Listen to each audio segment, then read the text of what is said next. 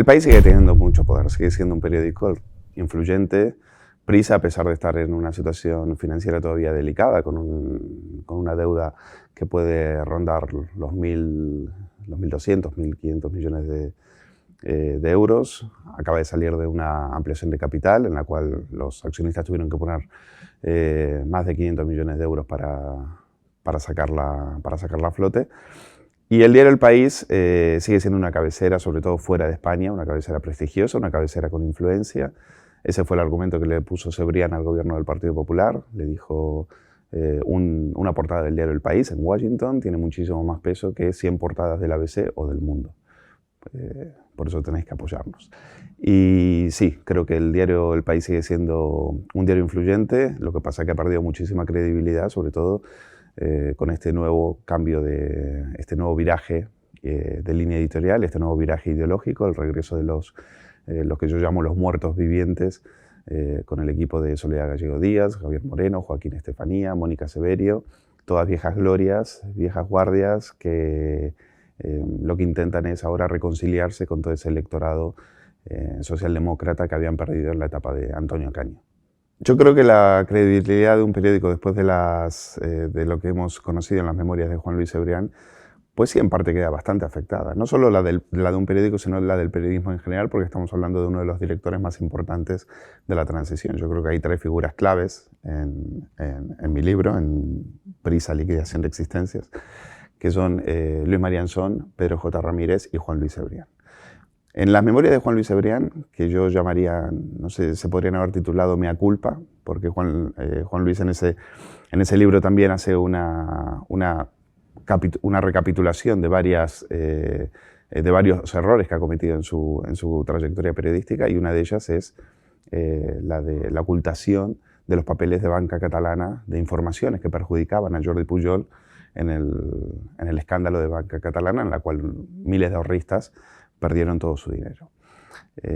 Una investigación, la de Banca Catalana, que inició el propio periódico El Diario El País y que después, por temas políticos, porque Pujol jugó tanto con el Partido Socialista como luego después con el Partido Popular de José María Aznar, tuvo un papel de aliado, de socio, y al Partido Socialista le complicaba el escándalo que salieran a flote, que se supieran lo que habían salido, todo ese estercolero que había en Banca Catalana.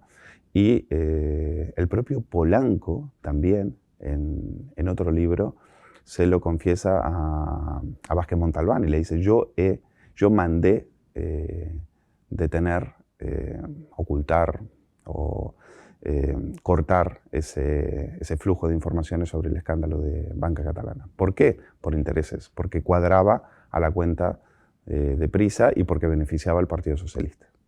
Lo que cuenta Cebrián en sus memorias sobre el tema de Javier Rupérez. Javier Rupérez, un amigo suyo, un amigo de juventud, secuestrado por ETA a fines de los años 70, es escalofriante porque reconoce que como director del País le pidió a Polanco a ver si le podían hacer llegar una suma de dinero monstruosa a ETA, millones de pesetas, para conseguir unas declaraciones de Javier Rupérez, que en ese momento estaba secuestrado por la banda terrorista.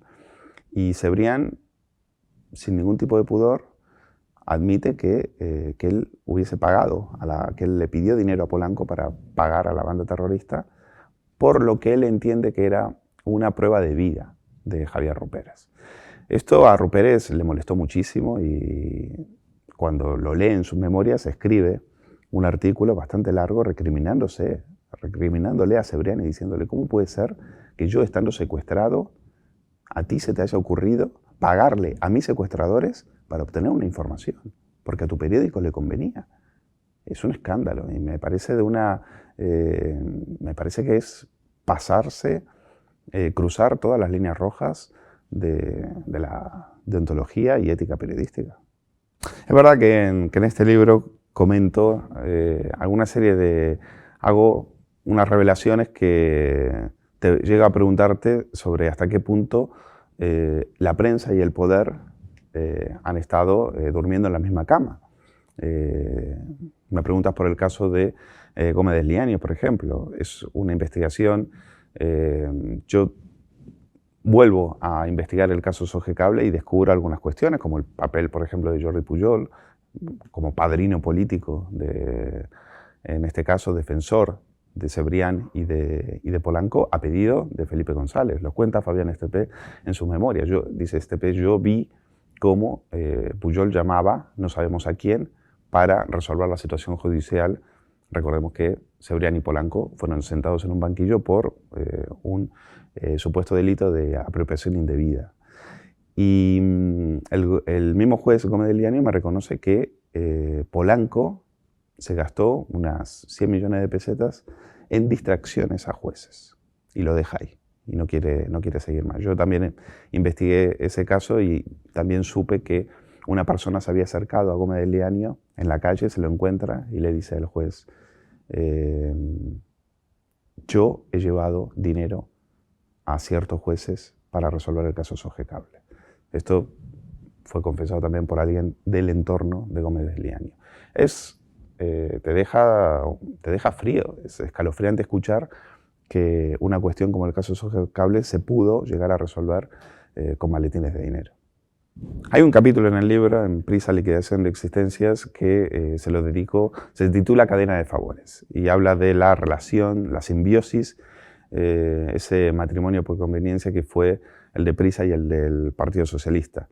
Era tan el conchaveo, era tan la complicidad, era tal el compadreo que no solo se veían los viernes por la noche hacían unos ágapes que podían durar horas entre Cebrián, Javier Pradera, Clemente Oller y el propio Felipe González en la Moncloa, sino que el propio Juan Luis Cebrián reconoce que él tuvo mucho que ver en la elección de algunos ministros, en especial en el caso de Javier Solana, que siempre fue un ministro que jugó a favor de Polanco y de Prisa, y Javier Pradera también tuvo mucho que ver en el nombramiento de Enrique Múgica, por ejemplo. Es decir, tenían tanto poder que hasta se permitían influir en las elecciones de los ministros.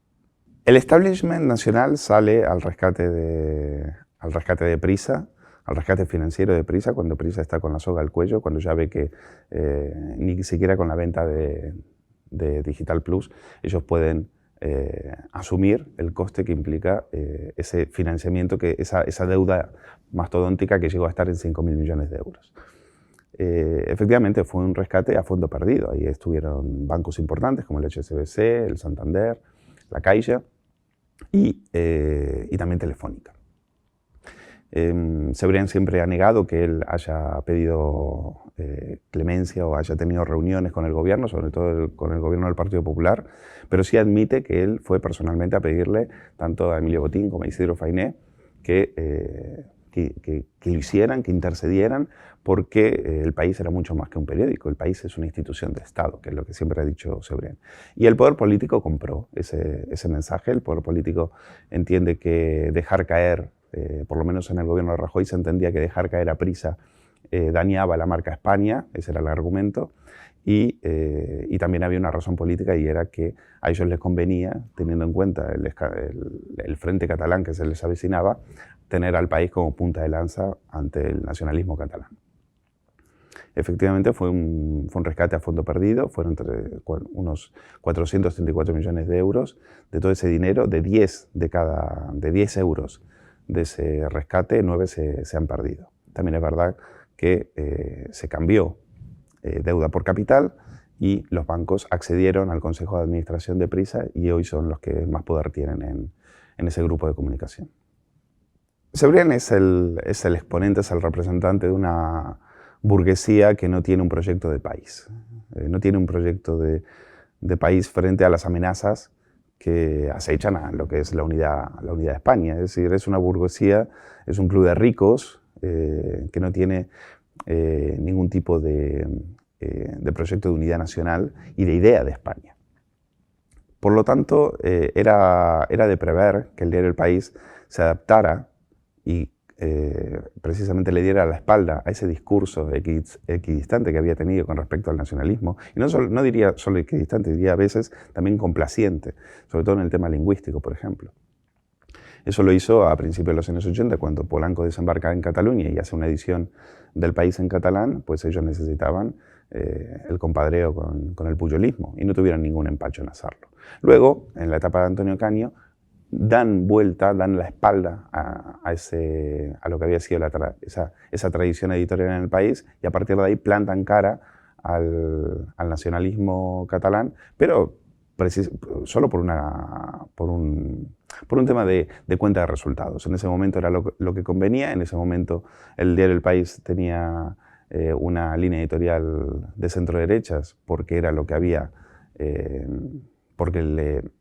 era lo que más le convenía al Grupo Prisa en ese momento, estando Rajoy en el poder, y ya esa línea editorial, esa línea de centro-derecha ya no la volveremos a ver. Es decir, como tú bien dices, no es punta de lanza oportunista, sí.